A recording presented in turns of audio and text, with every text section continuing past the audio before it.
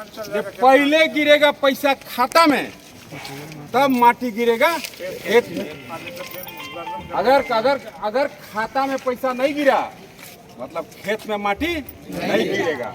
मैंने ये बात भी आपके आने के पहले डीसी साहब से कहा कि आज एक रैयत के जमीन में आप माटी डाल दीजिएगा, बोलिएगा जी प्रोसेस चल रहा है, 2 साल में मिलेगा तो 2 साल में तो सोखा के दस्तक ले सुखाड़ी की आंखें निकल जाएगा। वही आवत में डट डराएगा तभी इसलिए तो मुँह जाएगा रोगी, तब क्या करिएगा। इसलिए जब मोदी जी कह रहे हैं कि पहले खाता में पैसा जाएगा तब खेत में माटी जाएगा, इसका भी अक्षर से अनुपालन करने का आश्वासन उपायुक्त महोदय ने दिया है। पत्रकार बंधु की इसमें बड़ी भूमिका है।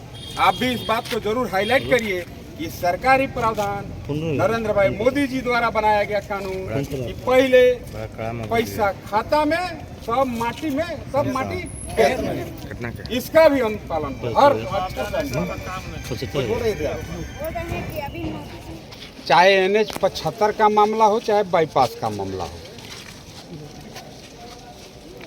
प्रशासनिक पदाधिकारी NH संवेदक के मिली भगत से औने पौने दाम पर रैयत का जमीन लूटने के नियम से एक गोपनीय गुपचुप तरीका से छुप करके एक सर्वे करके और गलत रिपोर्ट सरकार को इनके द्वारा सौंपा गया। अब जिस जमीन का मूल्य होना चाहिए 10 लाख रुपए डिसमिल, उसको ये लोग दिखाता है 12,000 रुपये डिसमिल। थोड़ा मोड़ा का फर्क लग रहा था तो लोग बर्दाश्त भी करते। सबको पता है कि नरेंद्र भाई मोदी जी ने एक कानून बनाया है, भूमि अधिग्रहण कानून बनाया है और रैयत के पक्ष में बनाया है।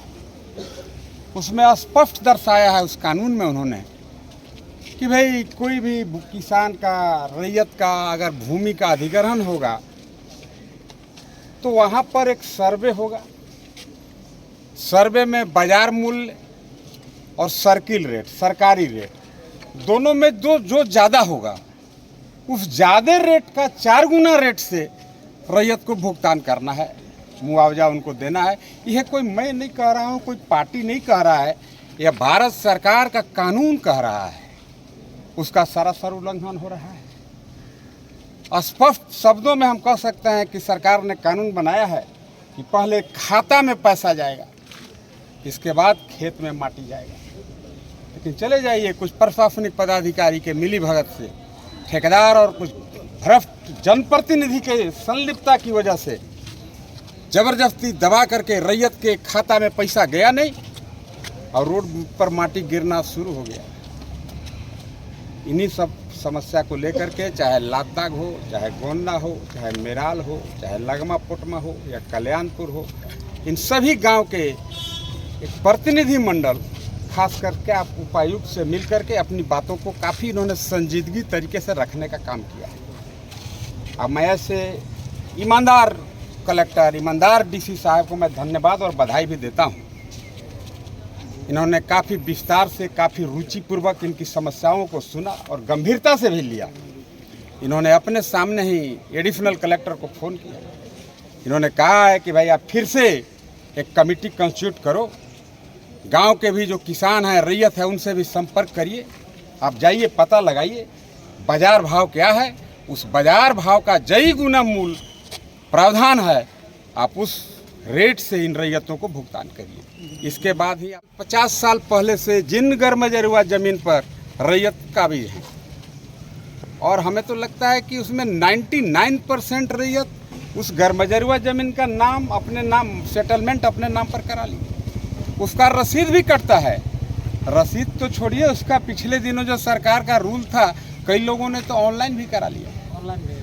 मेरा अभिप्राय है अगर कुछ लोगों का ऑनलाइन नहीं भी हो पाया, रसीद अगर नहीं भी कट पाया, उस गर्मजरुआ मालिक ज़मीन, जिस गर्मजरुआ मालिक ज़मीन का अभिप्राय होता है कि वहाँ के रैयत के नाम पर उस भूमि का अधिग्रहण, भूमि का सेटलमेंट करना है, उसके नाम पर मुटिफन करना है, वैसे भी रैयत जिनके कब्जे में वह ज़मीन है, हो सकता है कि माल नहीं बनवा पाए, सरकार वैसे भी रैयत के बारे में विचार करे।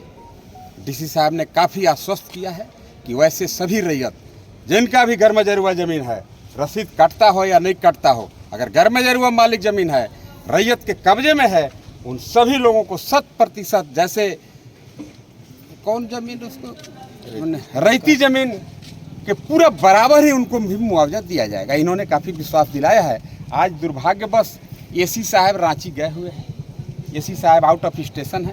इन्होंने कहा है कि कल परसों मैं एडिशनल कलेक्टर को अपने ऑफिस में बुलाऊंगा और बुला करके इन सारी समस्याओं से उनको अवगत कराऊंगा और फिर से पुनः चाहे गरमजरुआ ज़मीन हो या रैयती ज़मीन हो, सबका बाजार मूल्य का फिर से मूल्यांकन होगा, फिर से आकलन होगा और उस आकलन में उस गांव के संबंधित एक समाज सेवी लोग भी शामिल होंगे और उस आकलन के बाद वह रिपोर्ट सरकार को भेजा जाएगा, उस दर से इनको भुगतान होगा।